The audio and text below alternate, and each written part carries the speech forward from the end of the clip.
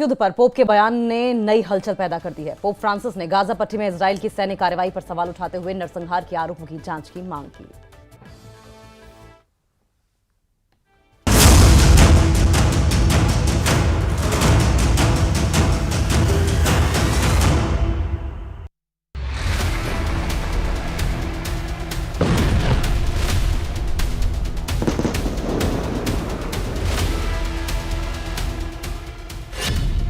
Gaza में फंस गया इजराइल।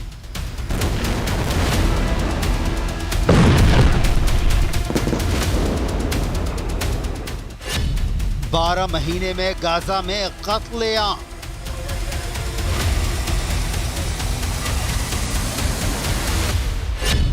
रोम के पोप का बड़ा ऐलान। क्या गाजा में हुआ नरसंहार?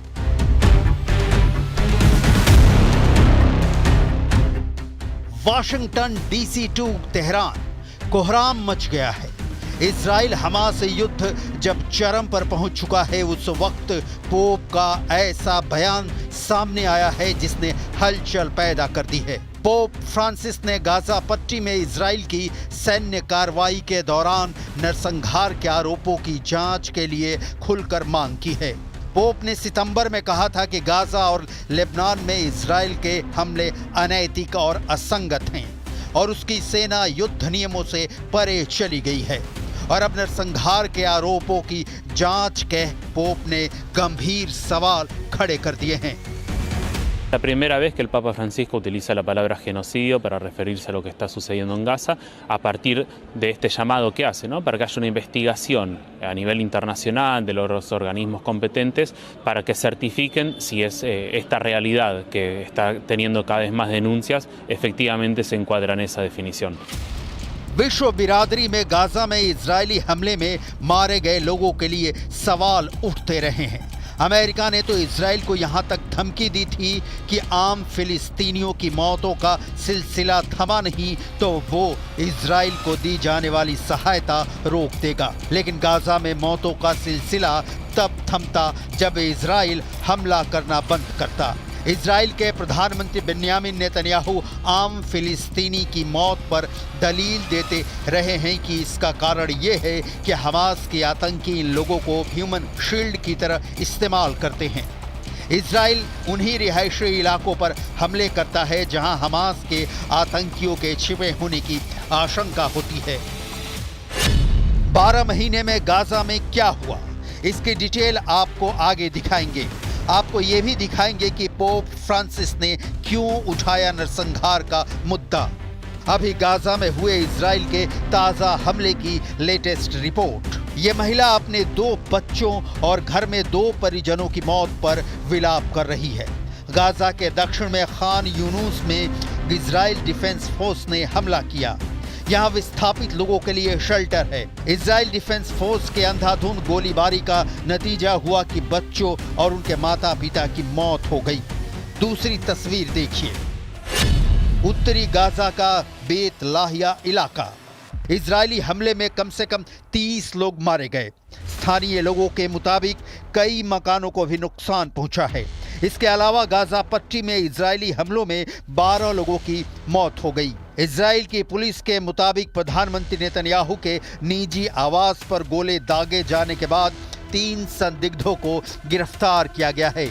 हमले को लेकर इजरायली फौज IDF की ओर से स्टेटमेंट जारी की गई। इसमें बताया गया कि बेत लाहिया इलाके में मौजूद आतंकी अड्डों को निशाना बनाते हुए ये अटैक किया गया। हमास की गतिविधियां तेज होता देख वहां पर अटैक किया गया है। बयान में कहा गया कि युद्ध क्षेत्र से नागरिकों को निकालने की कोशिश जारी है। इजरायली सेना ने उत्तरी गाजा में फिर से हमले तेज करते हुए कहा है कि हमास के आतंकवादी वहां फिर से संगठित हो गए हैं। इजराइल बारंबार ये कहता रहा है कि गाजा में जब तक हमास का आखिरी आतंकी जिंदा है, हमले बंद नहीं होने वाले।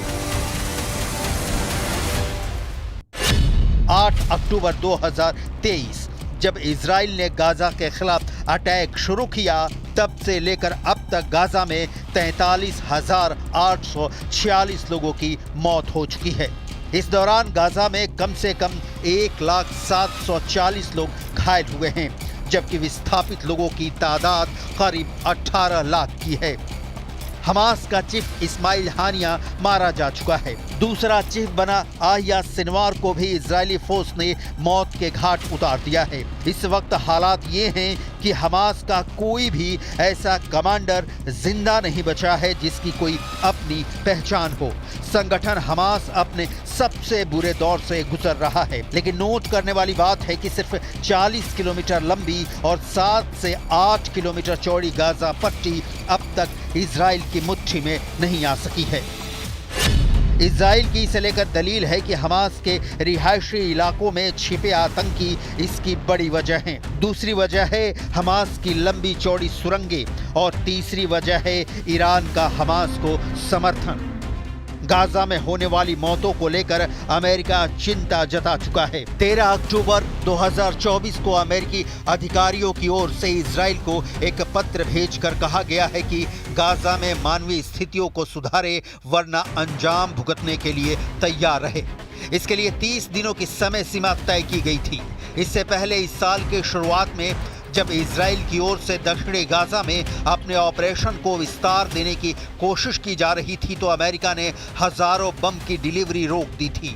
हालांकि जल्द ही अमेरिका ने हथियारों की आपूर्ति फिर शुरू कर दी, जिसके बाद इजराइल ने गाजा पट्टी पर तो बमबारी की ही, लेबनान पर भी जोरदार हमला किया था। गाजा पट्टी में भीषण इजरायली हमलों के बीच संयुक्त राष्ट्र की एक विशेष समिति ने भी कहा कि गाजा में इजराइल की नीतियां और युद्ध के तरीके नरसंहार के अनुरूप हैं। यूएन मानवतावादी कार्यालय यानी OCHA का कहना है कि पिछले 2 दिनों में उत्तरी गाजा तक मदद पहुंचाने के 6 कोशिशों को ब्लॉक किया गया है।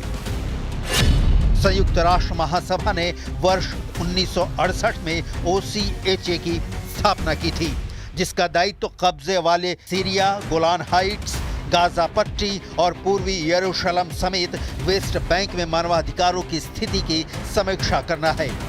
OCHA के मुताबिक गाजा की घेराबंदी के जरिए मानवीय सहायता में रुकावट पैदा करके आम नागरिकों और सहायता कर्मियों को निशाना बनाकर इजराइल ने पूर्व मंशा के साथ भुखमरी को युद्ध तौर तरीके के रूप में इस्तेमाल किया। गाजा में इजरायली सैनिकों ने महिलाओं और बच्चों समेत फिलिस्तीनियों के साथ क्रूर अपमानजनक बर्ताव किया, लेकिन इजराइल की सेहत पर इसका कोई असर नहीं दिखा। अमेरिका के डबल स्टैंडर्ड, संयुक्त राष्ट्र में इजराइल को अमेरिका का साथ और बेन्यामिन नेतन्याहू की इजरायली बंधकों को लेकर जताई गई चिंता की आड़ में सब कुछ दबा गया।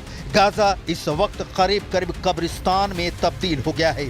जो बच गए हैं उन्हें रोटी तक मैसर नहीं हो रही, पीने का पानी नहीं मिल रहा, लोग जिंदगी से हताश होते जा रहे हैं। और इस बीच पोप फ्रांसिस का बयान आता है कि इजराइल ने अगर नरसंहार किया तो इसकी जांच होनी चाहिए।